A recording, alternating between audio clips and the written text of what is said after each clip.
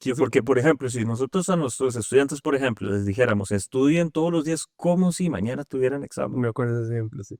y ellos pensaran, sí, o sea, nosotros les dijéramos Es eso, una recomendación y ya, no lo revisar haría. algo, pero Ujú. no lo harían probablemente. ¿Por qué? Porque esa es una recomendación nada más, y ese como si no tiene la fuerza de algo que es real, que sería mañana hay examen. Eso sí lo movería a ellos a estudiar porque saben que tienen una consecuencia directa con lo real. Así, si nosotros vivimos como si Dios existiera, ese como si es como falso, Muy débil, sí. muy débil. En cambio, si sabemos, porque tenemos esa certeza, que no es del todo subjetiva, que tiene que tener algo de objetivo, tiene que ser Y algo con lo que universal, claro. nosotros, sí, nosotros nos encontramos con eso. Es decir, tiene algo que ver con la experiencia. Así como en la empiria nosotros nos encontramos directamente con lo que aparece, el fenómeno, así también tiene que haber algo que está fuera de nuestra imaginación, fuera de nuestra voluntad, fuera de nuestro control, con lo que nos encontramos y que nos transforma o que sí, que nos cambia y que no depende de nuestra voluntad para que sea real. Y eso es lo que yo planteo que ese es el caso de la experiencia religiosa. Es una experiencia que va más allá de lo subjetivo. No es pura sugestión. Si fuera pura sugestión o pura imaginación, eh, bien dependería nada más de nuestra mente y no habría nada, algo fuera de la mente. Sí. Por eso sí tiene un elemento subjetivo, porque sí es cierto que no podemos hacerlo universal para todos, pero tiene un elemento que tiene que ser objetivo. Sí, sí, sí. ¿Qué pedo vos? Vamos a ver, en relación con la objetividad, pues, pues o sea, yo sigo pensando que pues, o sea, en realidad no tengo como alguna certeza o alguna manera, vamos a ver, que yo pueda decir, bueno, yo no sé si Dios existe, o sea, yo no sé. O sea, con eso que plantea Felipe, o sea, a mí me sigue quedando la duda, ¿cómo saber si existe o no? O sea, no estoy diciendo que no existe, Ujú. pero no sé tampoco que Se pueda existe. existir. Sí, o sea, yo estoy diciendo que no, solamente que yo ahorita en este momento no puedo saberlo. No, no podría Y saberlo. digamos, ¿y qué evidencia sería suficiente para usted para saber que existe como existe una silla o como existe la inspiración en personas? Digamos, Bueno, es que, bueno, vamos, algo tangible puede ser una silla, algo intangible puede ser el amor, la inspiración o sea, que no podemos sí, digamos, porque digamos, probar si alguien puede tener la experiencia de haber conocido a Dios desde su experiencia personal, su perspectiva y demás, ¿verdad? De una manera que le pareció tangible, digamos, que tal vez escuchó la voz audible o piensa haber escuchado la voz audible de Dios, o nada más fue algo que sintió como un calor en el pecho, que lo quemaba, o qué sé yo, ¿verdad?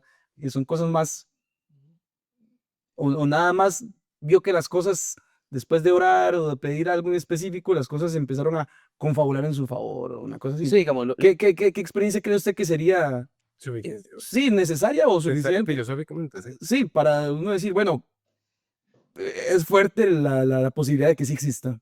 Sí, la cuestión ahí es, digamos, en cuanto a esa pregunta, lo que me surge es cómo tener una experiencia objetiva de Dios, si es que eso se puede hablar, como lo mencionaba Felipe, que existe cierta objetividad de Dios, sí, existe una parte subjetiva, que puede ser ese calor en el pecho o esa voz de Dios que uno quiere escuchar.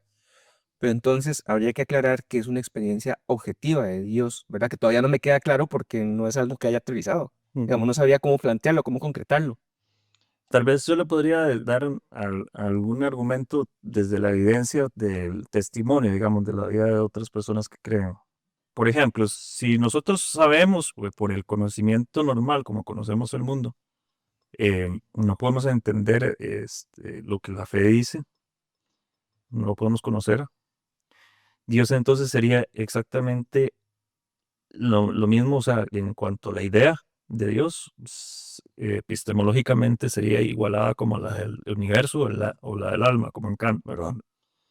Pero por el universo, como no podemos tener una idea completa del que es el universo, por lo tanto es un concepto vacío sin objeto, Dios sería un concepto vacío sin objeto, pero Para los creyentes, esa idea de Dios sí está llena de cierto contenido. Es un contenido que tiene que ver con la vivencia de Dios, con la vivencia de la oración, con la vivencia de ciertas prácticas que hacen que uno tenga una relación distinta con Dios que con esa idea vacía del universo, ¿no? Ese testimonio de personas, por ejemplo, que están, tienen una fe tan firme, tan sólida, que incluso podrían dar la vida como los mártires, por ejemplo, por esa idea de Dios, por esa certeza de la vida eterna y del amor universal que se encuentra en Dios, tanto así como para dar la vida y entregarla por completo, o entregar toda la vida a ser religioso y a ir a tener un ministerio para ayudar a los pobres. Ese tipo de fe, que es una creencia inconmovible y que tiene incluso el poder de hacer que las personas den la vida, podría ser evidencia de que están encontrando algo que va más allá de la imaginación. Porque una persona por pura sugestión no puede llegar a a esa Bueno, misma. pero lo mismo se podría decir, no sé, de la democracia. O sea, yo podría dar la vida por la democracia, ir a la guerra por un país, digamos, y que tendría como las mismas Ujú. características. Entonces, Sí, y la democracia es real, bueno, ¿real en qué sentido? en el sentido de que no es un invento, es una práctica humana que se puede ejercer en la realidad. Bueno, si es un invento, o sea, si es algo que no está en la naturaleza, digamos, la democracia es una manera de actuar. En ese sentido, yo podría dar la vida por la democracia sabiendo que no es real, pero que aún así no me importe porque me parece algo valioso, que sería como la idea esta de Nietzsche, por ejemplo, de una ficción útil, o sea, útil en el sentido de beneficiosa para la vida. Mm. Entonces, digamos, no me parece que todavía ese argumento de que alguien dé la vida o que alguien crea o que se comporte de una manera lo vuelva objetivo, porque tenemos ejemplos de la política, por ejemplo, digamos, que hay muchas maneras de Mm. actuar, pero usted con base en unos principios políticos sean buenos o sean malos, usted está dispuesto a sacrificarse. Entonces, todavía a mí no me sigue aterrizando como la idea de Es una que sí. experiencia objetiva con esos argumentos que presenta Felipe.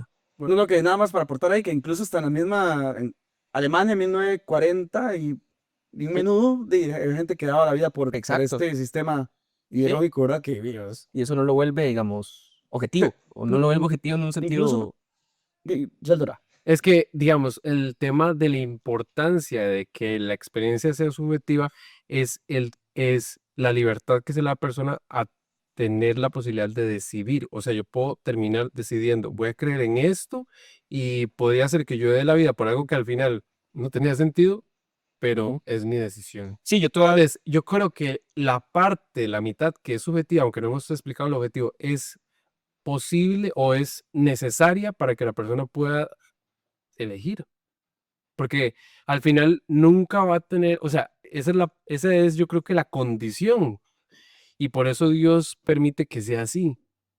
Al menos eso es lo que estoy concluyendo, que Dios permite que sea una mitad subjetiva, digamos, pongámoslo en mitades, para que yo pueda terminar teniendo, o para que yo tenga la necesidad de poder decidir creer y porque nunca voy a tener suficientes pruebas. O sea, hay algunas cosas que yo puedo valorar y sopesar y ver la vida de otros y ver mi historia y ver cosas que yo puedo interpretar como la acción de Dios en mi vida, pero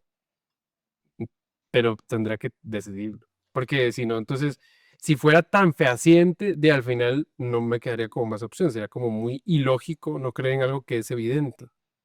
Entonces, usted creo cree, que aporta libertad a la persona. sí, digamos, yo, o sea, desde mi punto de vista, yo considero que Dios es una cuestión meramente subjetiva y que es objetiva en términos relativos en el sentido de que es comunicable y que los demás pueden ser susceptibles a ser convencidos y apegarse a ese proyecto que supone Dios, ¿verdad? Creo que en ese sentido Dios tiene sentido, en el sentido, valga la redundancia, de que representa un proyecto de vida, ¿ok? Digamos, creo que, a ver, Dios como proyecto de vida me parece que es algo más razonable que creer en Dios solamente por creer que tiene que existir algo. Entonces, en ese sentido, cuando ese proyecto le aporta algo a la vida, me parece que es algo valioso. claro que no siempre Dios necesariamente le puede aportar Algo bueno. algo bueno a la vida de las personas, porque también tenemos los fanáticos religiosos o sectas religiosas que bajo el nombre de Dios terminan haciendo.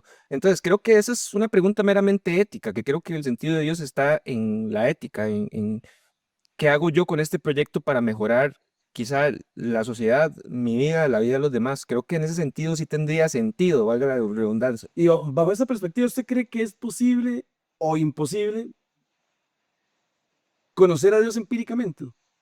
No, no, no, No, es imposible. ni aún así, pero yo me comporto como si Dios existiera, tratando de llevar a cabo el proyecto que Dios quiere ¿Y que cómo sea. concilia usted la característica de la inmanencia de Dios con la imposibilidad de conocerlo empíricamente?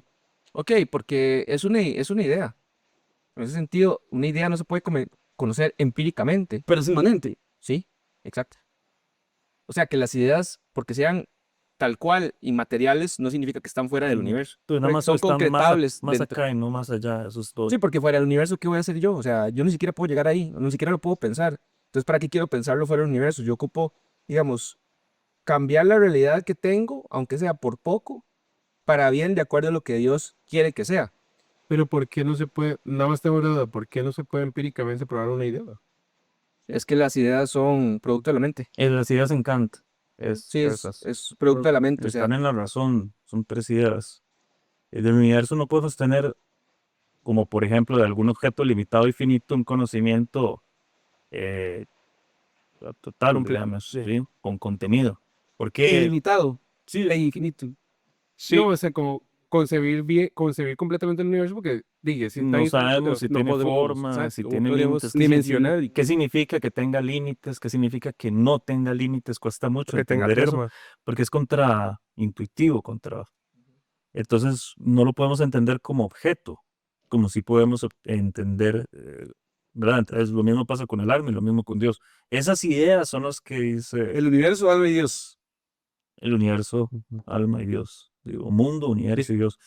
Esas son las que sí no podemos conocer y estoy de acuerdo que no podemos conocerlas como conocemos científicamente o como conocemos empíricamente las cosas. Eh, el tipo de experiencia de, religiosa creo que es una experiencia interna en el sentido de que no está fuera, digamos, de la mente de la persona que la concibe. Eso sí es así. Digamos, yo estoy teniendo una experiencia de Dios, es algo que se me comunica a mí nada más. Y probablemente en lo más íntimo de mi ser, mis pensamientos, mi corazón, mis sentimientos. Y ustedes en ese sentido no pueden experimentar eso que yo estoy experimentando porque es algo que está sucediendo en mi interior. Pero digo yo que tiene objetividad en el sentido de que es algo que me toca a mí desde fuera de mí. O sea, desde fuera de mi subjetividad, trasciende mi subjetividad, va más allá de mi subjetividad.